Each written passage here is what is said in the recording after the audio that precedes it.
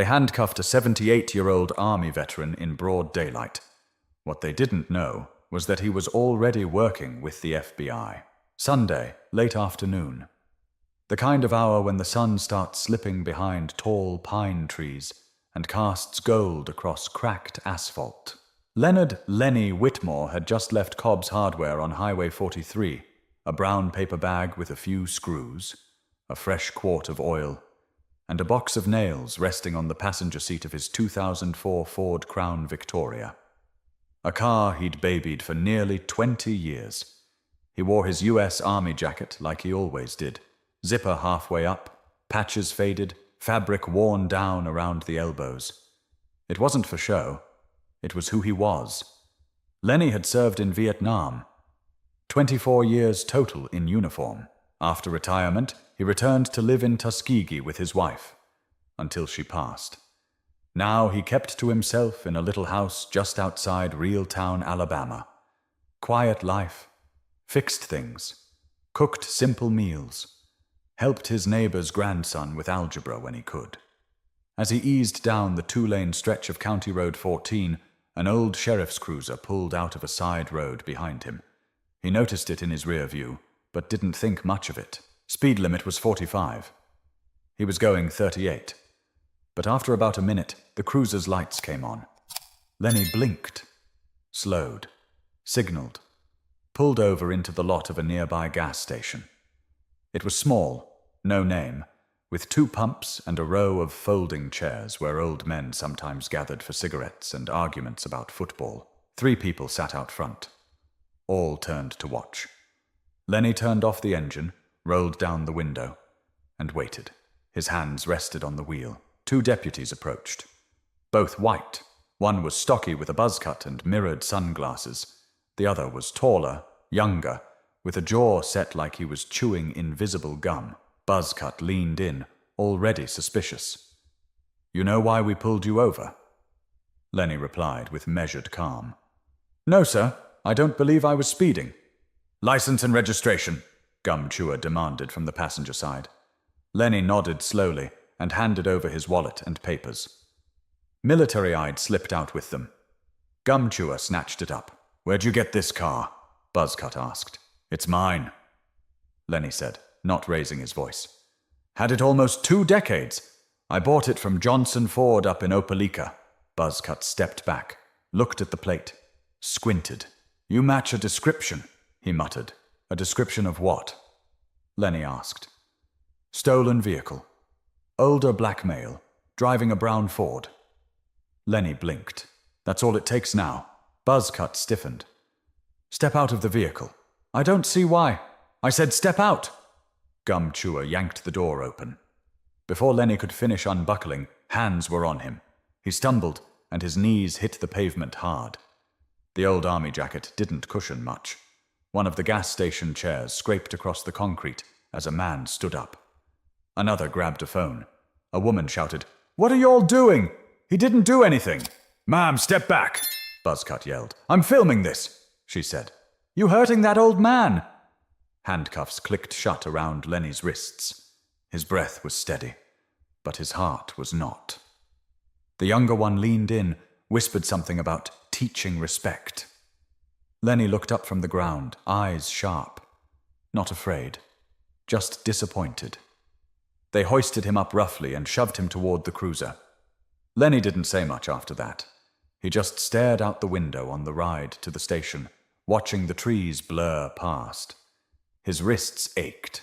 His pride didn't. But the people who saw what happened, they weren't quiet.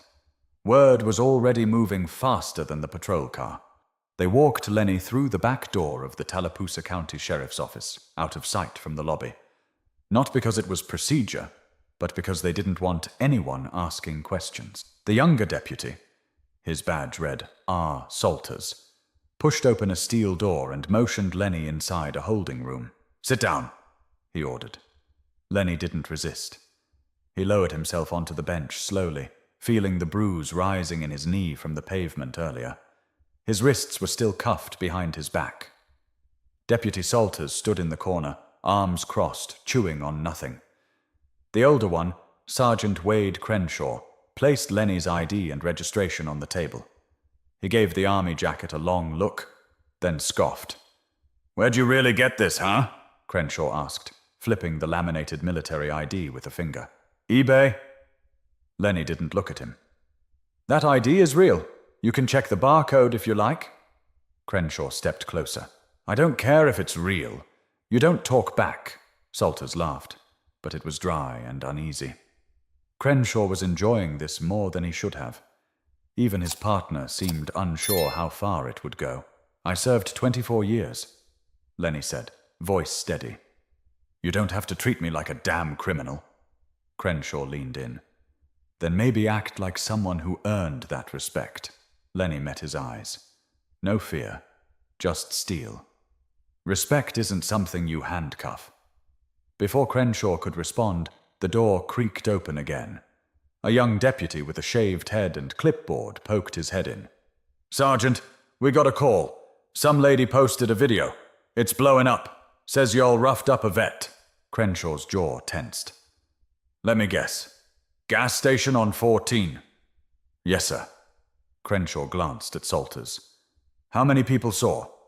4 or 5 outside," Salters muttered. "One with a phone. I told her to step back." Crenshaw turned back to Lenny. "You got friends in high places, old man." "I got neighbors who know my name," Lenny said calmly. "And a community that's tired of this." In the lobby, the phones started ringing. First, it was local news. Then someone said a Montgomery civil rights group had tagged the sheriff's office in the video. A local pastor had already reposted it, writing, "This is the face of Alabama justice in 2025. Lenny sat quietly while the buzz outside the door got louder. He could hear murmurs, then footsteps, then the click of a lock being turned. The door opened again. This time it was the sheriff himself. Tall, bald, face red from heat or nerves, or both. Sheriff Glenn McMullen had been in office for 6 years and never once handled a situation like this one. "Get those cuffs off him! Now!" Crenshaw hesitated. "I said now." Salters stepped forward and unlocked the cuffs. Lenny rubbed his wrists but didn't say a word. Sheriff McMullen stepped in. "Mr. Johnson, is it?" Lenny raised an eyebrow. "It's Whitfield." McMullen cleared his throat. "Right, Mr. Whitfield. Let me be very clear. We're going to straighten this out." Lenny looked him in the eye. "You already had your chance." McMullen nodded slowly, as if trying to weigh his words. "You're free to go. There was a mistake. It appears there was a similar vehicle involved in a separate call. My guys here acted on incomplete information." Lenny stood up. "No, Sheriff. They acted on something else." He picked up his army jacket from the table, brushing dust from the sleeve. He didn't rush. He just walked past the 3 men and out the door without another word. Outside, the air felt different. 2 reporters were already standing near the front entrance. One young woman raised her mic when she saw him. "Mr. Whitfield, is it true they accused you of stealing your own car?" He stopped, looked at her, then at the camera, and said only, "You all saw what they did." He walked down the steps and toward his car, which had already been towed and sat in the lot like a forgotten prop. An officer was fumbling with the paperwork to release it. But Lenny wasn't in a rush. He stood quietly, jacket in hand, watching the clouds shift overhead. But inside the station, a new problem was forming, and this one had nothing to do with a gas station video. There were 2 black SUVs headed toward Tallapoosa County, and no one had called for them. Sergeant Crenshaw slammed the break room door shut behind him and muttered something under his breath. He didn't like being corrected, especially not in front of the sheriff, especially not over some old man who should have been more respectful. His words, not anyone else's. Salters sat stiff on the edge of a chair, scrolling through his phone. "The clip's at 30,000 views, he said, voice barely above a whisper. "And folks ain't happy." Crenshaw took a long sip of vending machine coffee. "It'll blow over. These things always do, but it wasn't blowing over." Outside the walls of the station, the story was picking up steam. One repost turned into 5. A national civil rights attorney tweeted it with the caption, "Vietnam vet, arrested like a dog." Alabama still hasn't learned. And it wasn't just Twitter. News vans from Montgomery and Birmingham were en route. The local Endobo ACP chapter had already contacted the mayor's office. In the holding area, Deputy Gray, one of the newer hires, walked past the window and froze mid-step. He leaned forward and stared out toward the front lot. Crenshaw? Salters? Y'all need to see this." The two stepped out and followed Gray down the hall. Outside, just past the squad cars and the busted old station sign, 2 unmarked black SUVs had pulled in. Matte finish. Dark windows. Government plates. A tall man in a charcoal suit stepped out of the first vehicle. Another followed. Both looked like they hadn't driven a mile. They'd flown in. Suits crisp. Faces unreadable. "Feds," Salters muttered, swallowing. "How the hell they get here so fast?" Crenshaw whispered, suddenly aware of the sweat building on his neck. The agents moved with purpose. They didn't walk like people who were invited. The front desk deputy stood up fast, knocking over a coffee cup. The older agent flashed a badge. "Special Agent Donovan Reeves, Federal Civil Rights Division." The younger one did the same. "Agent Marquez, we're here to speak with your sheriff." Inside his office, McMullen looked like he'd aged 5 years in the last hour. He stood when the agents entered, but didn't offer a handshake. "We received footage and a full incident report regarding Leonard Whitfield," Agent Reeves began, calm but firm. "We need access to the arrest logs, cruiser cam footage, and all internal statements filed since the stop." McMullen blinked. "That's sealed unless you've got federal—" Reeves placed a folder on the desk. "You'll want to read that." McMullen opened it slowly. His eyes scanned the first page, and his jaw moved slightly. Tight, silent movements like he was chewing on regret. He looked up. "You're telling me he's, what, a witness?" "No," Marquez replied. "Mr. Whitfield is a cooperating party in an ongoing federal civil rights investigation involving several departments across 3 counties. That includes Tallapoosa." Salters, now standing in the corner like a schoolboy caught cheating, paled. "We didn't know." "You weren't supposed to," Reeves replied. "But now you're part of the report." They didn't yell. They didn't threaten. They didn't have to. Reeves motioned toward the monitor behind McMullen's desk. "Pull up cruiser cam from today. We want to see how your guys matched that description." Crenshaw shifted. "The footage won't show. We'll see for ourselves," Marquez said, cutting him off. 10 minutes later, the video played back in real time. The dashboard view showed Lenny's car pulling over. Then came the moment his door opened and Salters yanked him out. No resistance, no raised voice. Just an old man trying to brace himself from hitting the ground. Reeves paused the video and leaned back in his chair. "That was a federal witness you put in cuffs. You manhandled someone on our active list. If anything had happened to him while in your custody," he didn't finish the sentence. He didn't need to. Outside the door, Gray watched through the window, wide-eyed. He whispered to the deputy next to him, "We're in deep, huh?" But it wasn't we. Not yet.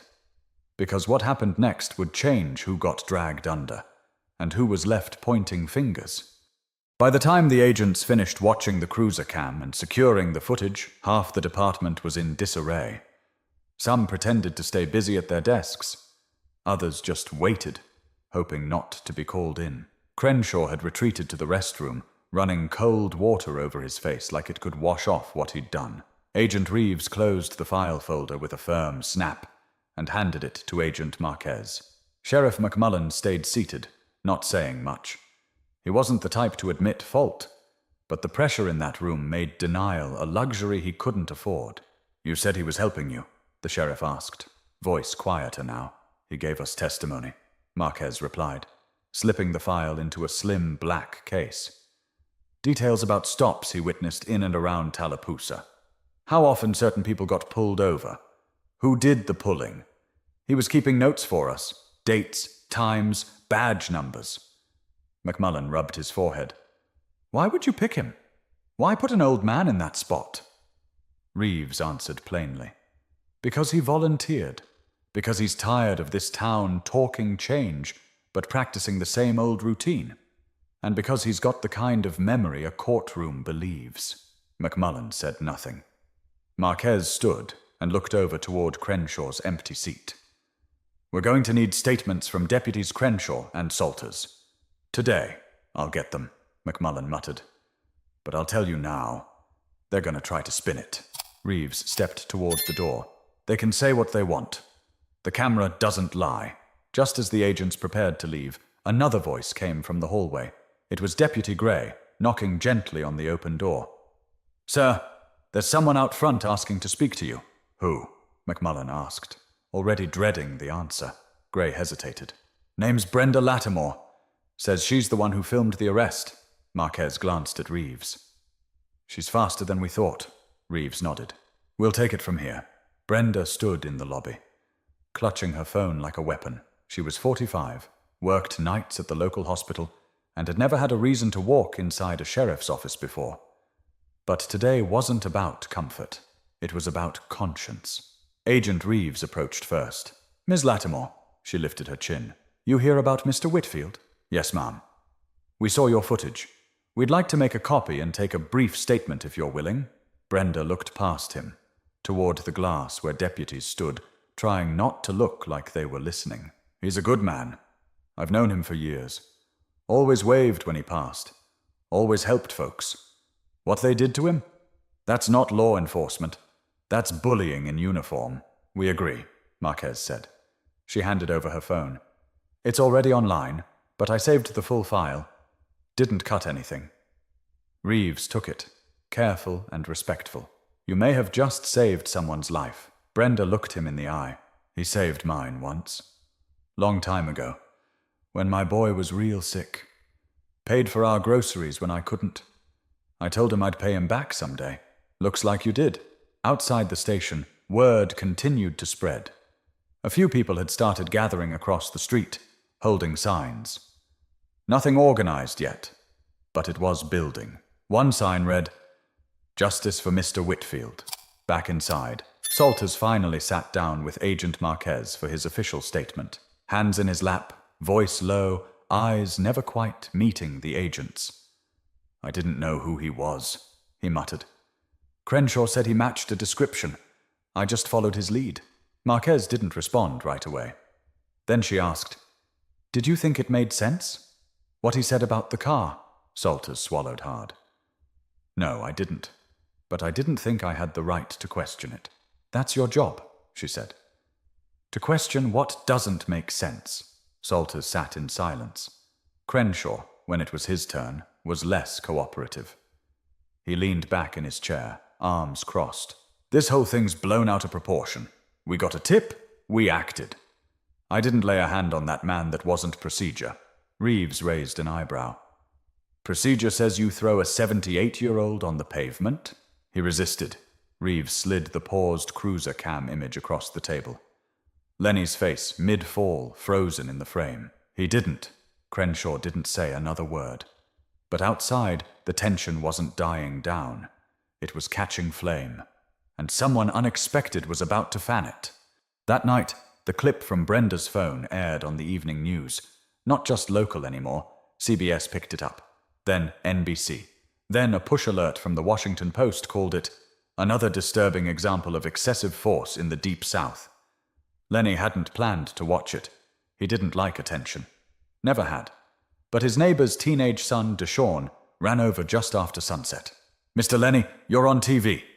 Lenny opened the door in his slippers and shook his head. I didn't do nothing special. Deshawn insisted. No, for real. They talking about what happened. They got your name and that lady's video and everything. Lenny didn't say much. Just walked back inside, sat on the edge of his old couch, and stared at the TV as the clip played again. There he was, on the ground, cuffs around his wrists, blood on the sleeve of his army jacket. The anchor's voice narrated calmly. Leonard Whitfield, a 78-year-old Vietnam veteran, was arrested after deputies accused him of stealing his own vehicle. Federal agents later confirmed that Mr. Whitfield was cooperating in an ongoing civil rights investigation. Deshawn sat next to him, wide-eyed. "You was working with the FBI?" Lenny turned the volume down. "They came to me. Wanted someone who remembered what this town used to be. Someone who's seen the same names doing the same things year after year. You never told nobody." "Wasn't supposed to." Outside Lenny's house, headlights slowed. A car idled for a moment, then rolled away. Second time that night. Lenny noticed, but didn't say a word.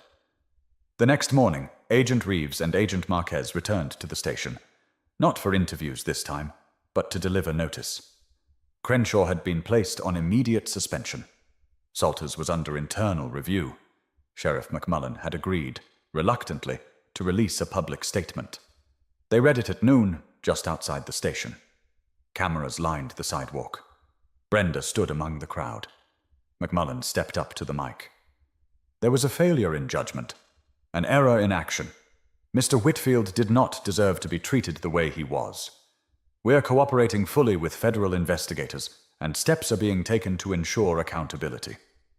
No apology, just a vague acknowledgement and some bureaucratic phrases. But the town saw through it. A voice from the crowd cut through the silence. "He's been here longer than you," another added. "If that was your granddaddy, would you call it a failure in judgment?" McMullen didn't respond, just walked back inside, head down. Later that week, a full timeline of the incident was published. It confirmed what the community suspected.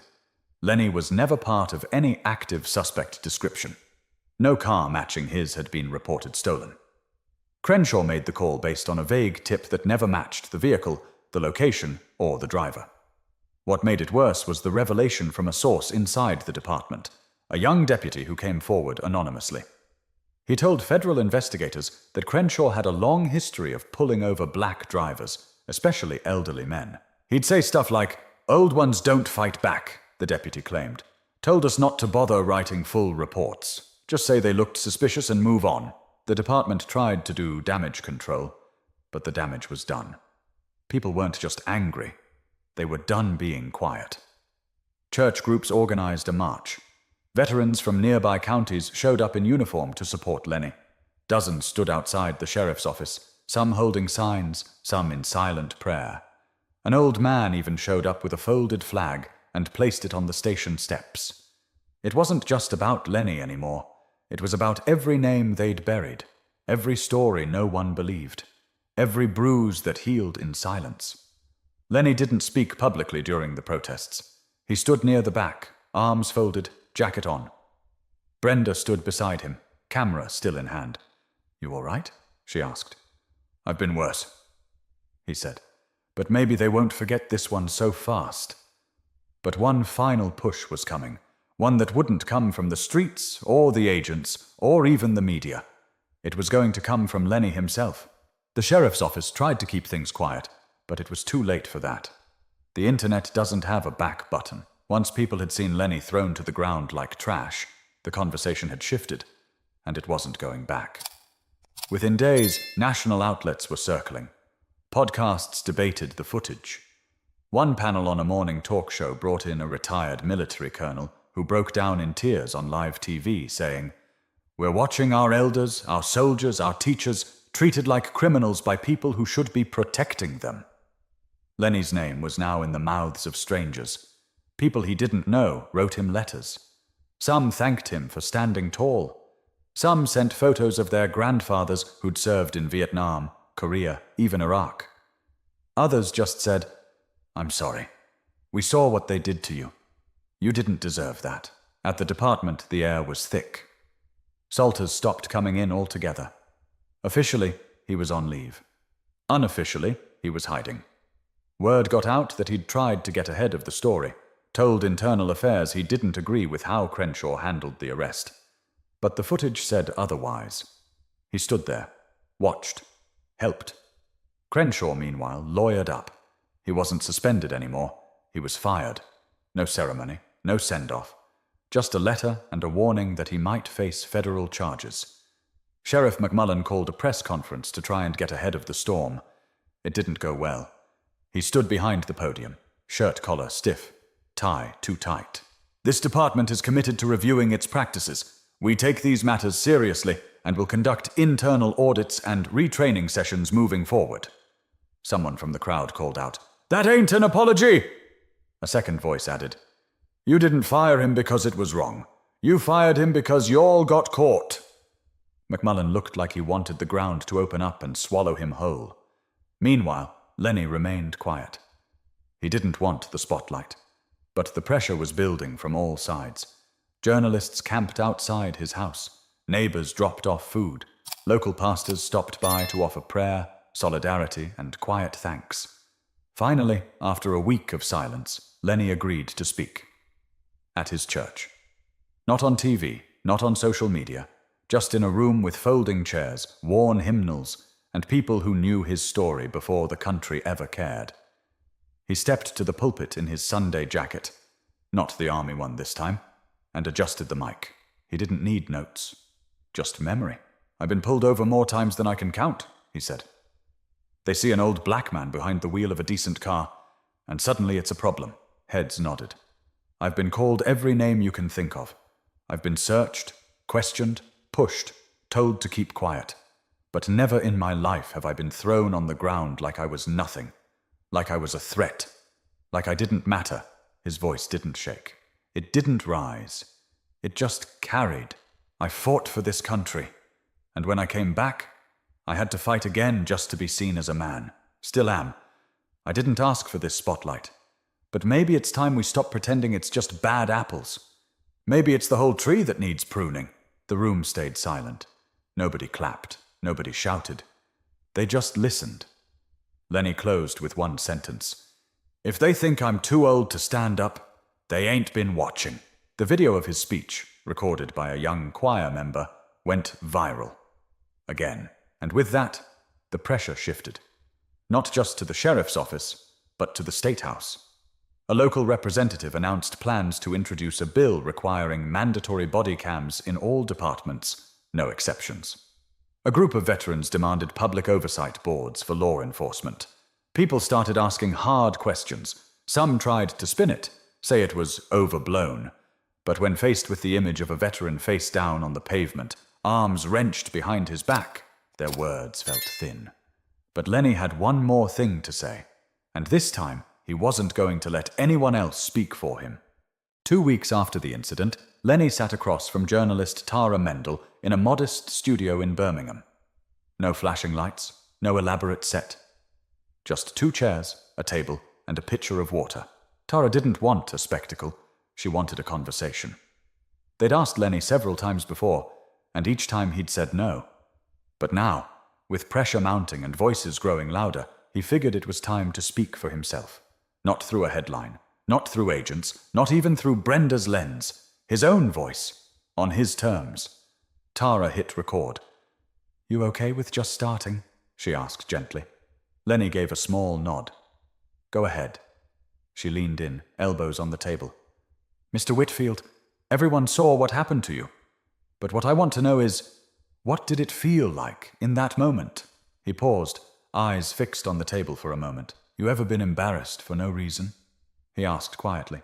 "Not because you did something wrong, but because someone decided you didn't belong." Tara said nothing. Let the silence hang. That's what it felt like. Humiliation. Not for the handcuffs. Not even for the way they talked to me, but for what it said about what this country still thinks of men like me. "You mean veterans?" she asked. "I mean black men," he replied, calm and without hesitation. "Black veterans, black grandfathers, black men who don't smile when they're told to. I served this country, buried brothers overseas, took orders I didn't agree with, and kept quiet when I came home to separate bathrooms." Tara nodded slowly. "People keep saying thank you for your service, like it's a shield," he continued. "But when they see me walking down the street, I'm not a vet. I'm not a hero. I'm just some old black man driving a car that looks too clean. Were you angry?" "No," he said simply. "I was tired. Tired of being asked to prove I belong here. I'm 78 years old. I don't have time to be angry. But I do have time to be honest." She leaned in slightly. What do you want people to take away from this? Lenny looked directly into the camera for the first time. I want them to stop pretending this stuff just happens. It's not a glitch. It's how the system was built. And we can't fix it if folks keep acting surprised every time it does what it was designed to do. He folded his hands on the table. His tone softened. I ain't asking for sympathy. I'm asking for memory. I want people to remember what they saw when the story fades. Remember who was quiet, who made excuses, who looked away. Because this ain't just about me. Tara let the silence sit again, heavy and necessary. You ever think about leaving? She asked finally. Lenny smiled. Barely. This is my home. I got my wife buried here. Got trees I planted 30 years ago. I'm not running. I've been here longer than most of the deputies in that building. Why should I be the one to leave? He glanced to the side, then back. But if folks think I'm going to sit quiet next time, they picked the wrong vet. The interview aired the next night. Unedited. Raw. No music, no dramatic lighting. Just words. And the weight of them. And something shifted. People who'd been unsure, silent, skeptical, afraid of picking sides, finally started speaking up. Even some in law enforcement reached out quietly, offering apologies, reflections, shared regret. It wasn't a tidal wave, but it was real. At Sunday service the following weekend, Pastor Jensen paused before the final hymn. He looked out at the pews, many of which were fuller than usual. We don't need a martyr, he said. We need to listen to the living. Mr. Whitfield is here today, and I think we ought to listen. The church stood in unison. Lenny didn't stand, didn't wave. He just tipped his head, hands folded in his lap. Not for attention, but because he was still here. But before we close, there was one more surprise waiting for Lenny, and it came from someone he never expected. 3 days after the interview aired, Lenny's front door creaked open just after noon. He'd been sitting on his porch, as usual, sipping coffee from a ceramic mug his late wife had made back in '92. He liked the quiet. It gave him room to think. But that day, he wasn't alone for long. A sedan rolled up his driveway. Not a cruiser, not a news van, just a modest grey Nissan with out-of-state plates. The driver stepped out, a young man, late 20s maybe, short haircut, tan slacks, and a navy blue polo with a small Department of Justice logo over the chest. Lenny narrowed his eyes but didn't get up. He figured if someone came all that way, they could do the walking. The man approached, extending a hand. Mr. Whitfield, I'm Curtis Daniels. I work out of the D.C. office. Lenny didn't take the hand. Not out of rudeness, just habit. What brings you down this far? Daniels looked genuinely nervous. I just wanted to deliver something personally and say thank you. He reached into his bag and pulled out a framed letter on thick paper with the seal of the Department of Justice at the top. Lenny accepted it slowly, reading each line, his brow furrowed. At the bottom, a signature. The U.S. Attorney General. It wasn't a medal. It wasn't for show. It was an official letter acknowledging Lenny's assistance in a multi-agency civil rights investigation, one that now spanned 4 counties, 3 departments, and over a dozen officers under review. They're listening now, Daniels said quietly. Because you were willing to speak up. Lenny placed the letter in his lap. He didn't smile, but there was a softness in his face that hadn't been there for weeks. You tell your people, Lenny said slowly. This ain't about recognition. It's about respect. Folks like me, we didn't survive this long to be treated like suspects in our own hometown. Daniels nodded. We understand. And we're working on it. Lenny looked out at the trees swaying beyond the edge of his yard. Just make sure you finish the job. Daniels left a few minutes later. Lenny sat there another hour. The next morning, he mailed the letter to his niece in Ohio, told her to keep it safe. I don't need it on the wall, he wrote in a note. I need it to mean something. That weekend, the town of Reeltown held a small gathering in the park. No banners, no cameras, just folks. Brenda brought lemonade. Pastor Jensen said a few words. A little boy gave Lenny a handmade card that read, Thank you for not giving up. Lenny stood under the shade of a pecan tree and looked around. There was laughter, conversation, faces he hadn't seen in years. You think it's really changing? Brenda asked, stepping beside him. Lenny shrugged. Change don't come in waves, comes in drops. You don't see it right away. But over time, the bucket fills. She smiled. I'll take that. He turned to her. You the reason this started rolling, you know. You stood up when it counted. Brenda laughed. You kidding? I was shaking the whole time. Thought they were going to take my phone and run me off. But you didn't run. Neither of them said anything for a while after that. As the sun dipped low, casting gold across the park grass, Lenny sat on a bench and watched kids toss a football. A young mother helped her daughter fix a twisted braid. Two teens debated which soda tasted better. And for once, nobody was staring at him. Nobody was asking questions. Just living. And maybe that's what he'd fought for all along. Not praise, not awards, just a world where he could sit in peace and not have to prove himself to anyone. That night, as he folded his army jacket and placed it on the chair by the door, Lenny looked at the empty spot on the wall where the letter could have gone. Then he glanced out the window, nodded once to the dark sky, and turned out the light. Some stories end quietly, but they still echo. Lenny's wasn't just a story about what happened. It was about what shouldn't keep happening. And maybe, if we're listening, this time we won't forget so fast. If this story moved you, take a second to subscribe and share it with someone who needs to hear it. Let's keep this conversation going, for Lenny, and for every voice that still hasn't been heard.